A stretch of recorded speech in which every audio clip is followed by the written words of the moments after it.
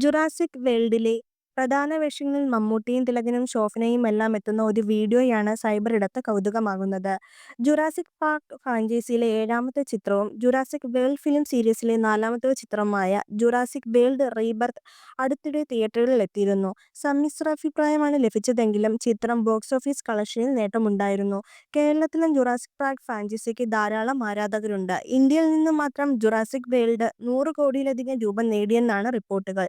ഇപ്പോൾ ഇതാ ദിനോസറുകൾക്ക് ഒരു പ്രത്യേക ഫാൻസ് ബേസുള്ള മലയാളത്തിലേക്ക് ജുറാസിക് പാർക്കിന്റെ ബോളിവുഡ് വേർഷൻ എത്തുകയാണ്.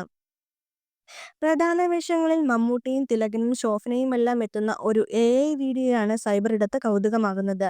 സാം നീലിന്റെ കഥാപാത്രമുള്ള മമ്മൂട്ടിയുടെ ലുക്ക് തകർത്തു എന്നാണ് ആരാധകർ കമന്റ് ബോക്സിൽ കുറിക്കുന്നത്.